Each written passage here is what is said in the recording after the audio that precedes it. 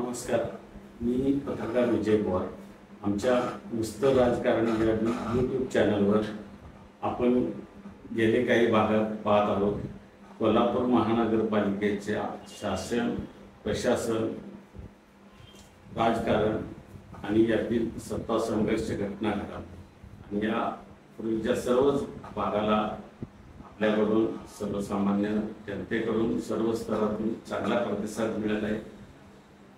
यापुढील काळात आता आपण यापुढे पाहणार आहोत की राजकारण, कोल्हापूर महानगरपालिकेतील बदलती राजकीय समीकरण, यामध्ये प्रामुख्यानं महापालिकेतील नेतृत्व कसं बदलत गेलं हे पाहत असताना आमदार महादेवराव महाडिक यांच्या वर्चस्वाला वारंवार धक्का लावण्याचे काम विरोधक करत होते. आणि ते करत असताना त्यांच्या महापौर पदासाठी जे उमेदवार असतील त्यांचा पराभव करण्याचा आणि इतर पदाचाही निवडणुकीत त्यांचा पराभव करण्याचा प्रयत्न विरोधकांकडून होत होता. यामध्ये जसं राजकारण बदलत गेलं तसं कोल्हापूर महानगरपालिकेमध्ये नवं नेतृत्व पुढे येऊ लागलं. यामध्ये प्रामुख्यानं आमदार सतेज उर्फ बंटी पाटील, राष्ट्रवादीचे कागलचे सध्याचे आमदार आणि विद्यमान मंत्री असद मुश्रीफ आणि राज्यसभेचे सध्याचे खासदार धनंजय उर्फ मुन्ना महाडिक आणि काही असे नेते आहेत ज्यांनी महापालिकेत विशेष रस घेतला आणि त्यांनी महापालिकेचा कारभाराकडे विशेष लक्ष दिले. अनेक काही सत्ता संघर्ष झाले, पण प्रामुख्यानं सतेज उर्फ बंटी पाटील यांनी जेव्हा दिग्विजय खानविलकर यांचा पराभव करून अपक्ष म्हणून पहिल्यांदा आमदार झाले, त्यावेळेला ते महादेवराव महाडिक यांच्या घराण्याशी संबंधित होते. त्यांचा घरोबा होता.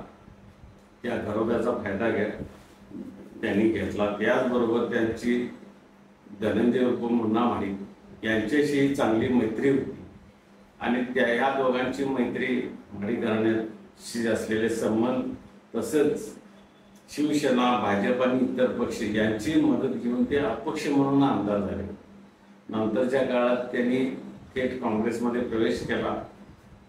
काँग्रेसमधून त्यांनी करवीर विधानसभा मतदारसंघातून ते आमदार झाले आणि त्यांनी कोल्हापूर महानगरपालिकेच्या राजकारणात विशेष रस घेण्यास सुरुवात केली. या दरम्यान महाडिक आणि बंटी पाटील यांच्या संबंधामध्ये कुठेतरी मिठाचा खडा पडला.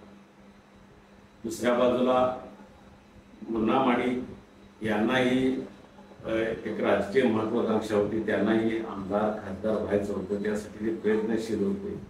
त्यांची अपेक्षा होती की बंटी पाटील यांनीही त्यांना त्यांच्याप्रमाणेच मदत करावी, पण कुठंतरी ते घडत नव्हतं आणि यातूनच मग त्यांच्यातील शीतयुद्ध सुरू झालं.